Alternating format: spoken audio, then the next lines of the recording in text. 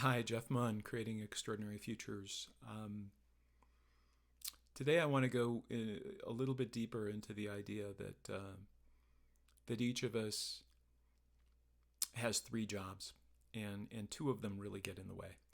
And so, the first job, whatever role we happen to be in, whether that's company founder or CEO or senior vice president or line worker in a factory, that job is the work of the job. What is the actual job description? Whether it's setting the direction of the organization, whether it's managing the HR function, whether it's sales, that job generally has goals, outer results that we're responsible for or accountable for. We hopefully can tell if we're doing a good job or doing a bad job. Not always, but typically we try to assess that through these KPIs, what have you.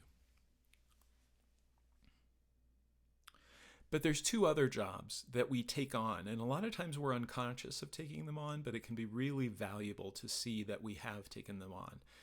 I know I've taken them on during my career, and just about every client that I point this out to says, "Oh, yeah." And so the second job is looking good. So how impressive can we be when we're doing the real work, when we're producing the real results? So that can be everything from being really polished in a presentation, dressing really well, looking the part. It can be taking credit, perhaps even taking credit from others because we want to look good. We want the next thing, whatever that is.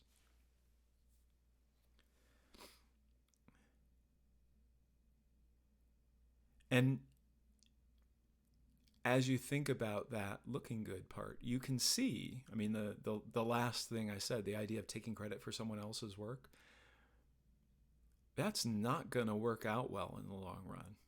That's going to get in the way of actually doing the work. Maybe you're good at doing your work, but if you're taking credit for other people's work, you're going to have a hard time working with them, and the collective work of the organization is going to suffer. If you're focused on looking polished, you may not really connect because people may think, wow,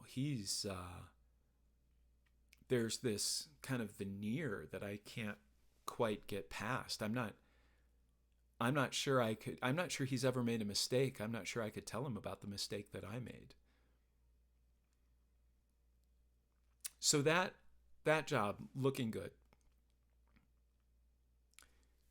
seems like a logical thing to do. We all strive to do it, and it gets in our way.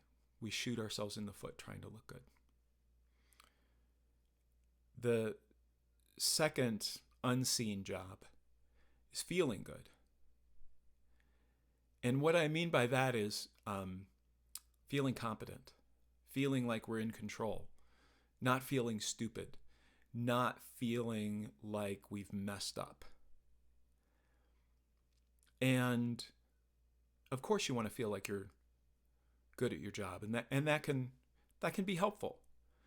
Being confident can absolutely help drive results to a point.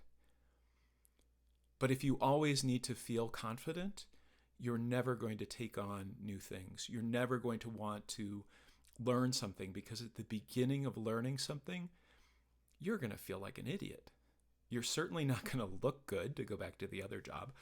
But you're going to feel stupid. You're going to feel incompetent. You're going to feel uncomfortable. You're going to feel sheepish. So feeling good as a measure of your own competence and capability in a job is not a good measure, because actually, to do your best work, you should be feeling uncomfortable a great deal of the time. So I hope that mentioning both of those has given you a little bit more awareness into this way we show up at work and these things that we do that seem like they're a good idea, seem like they ought to help us perform, but they actually get in our way. And I want you to, as an experiment, notice the next time you avoid asking a question because you're afraid to look stupid. The way you avoid asking a challenging question, maybe because you're afraid of feeling uncomfortable.